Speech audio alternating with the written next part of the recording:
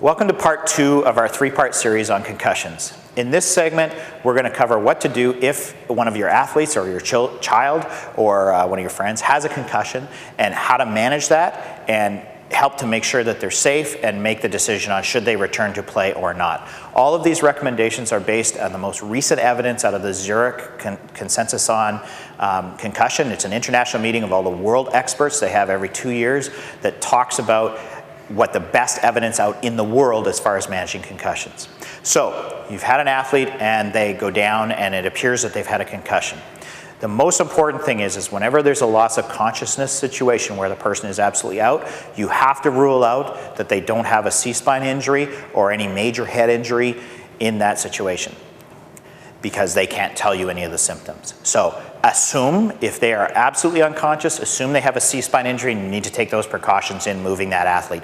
My recommendation is, unless you're highly trained at doing that, you need to call 911 immediately and get the emergency response teams to your facility.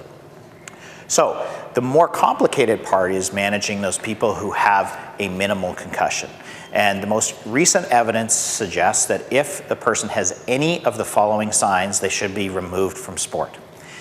Any of these signs. So the first sign is headache. So if you have an athlete who is in a collision or falls and bumps their head, and they start to have a headache, dizziness, blurred vision, ringing in their ears, nausea, confusion, inability to process. So you can easily ask them, or amnesia even, what's the date, what month are we in, what team are we playing? You can ask them to count backwards from 10 to look at their processing. You want to ask all of those questions to see if they actually are functioning properly, or if they do actually have an injury to their brain.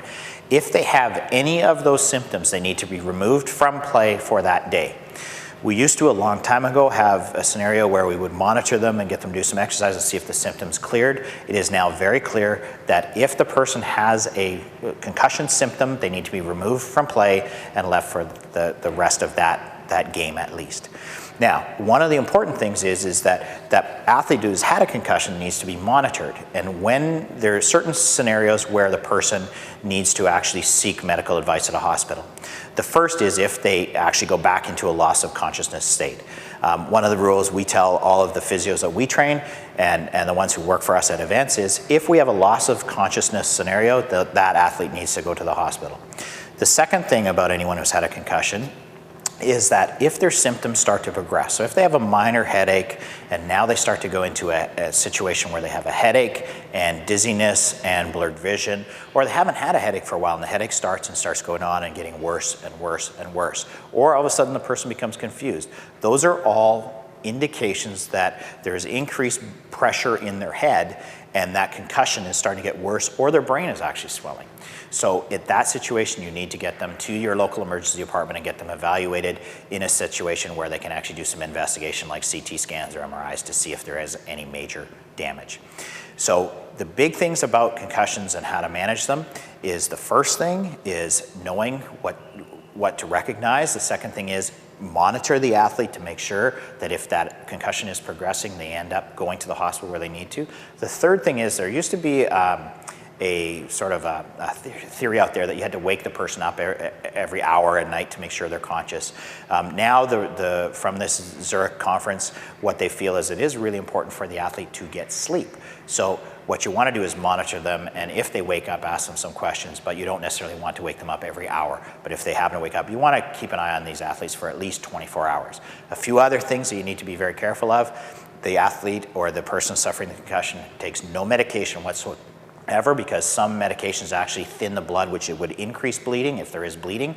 The other is it'll mask the symptoms and the signs that you're actually trying to monitor. The second thing is making sure that the athlete doesn't take any alcohol or any drugs or any other thing, and they don't participate in activities that require alertness. And if they're old enough to drive, you make sure that they're not driving home on their own. So the summary of that is, You want to make sure that you are paying attention to see if your athlete actually has signs of a concussion, and then you want to monitor them on a regular basis for the next 24 to 48 hours to make sure that those symptoms do not increase, and if they do, you want to get them to further medical evaluation, usually at a hospital. And finally, you want to make sure you're watching them and not allowing them to take medications, drink alcohol, or participate in any activities where their decreased cognitive function could actually put them at more risk. And if you follow those guidelines, the most recent research, then you will end up having a safe outcome from a concussion.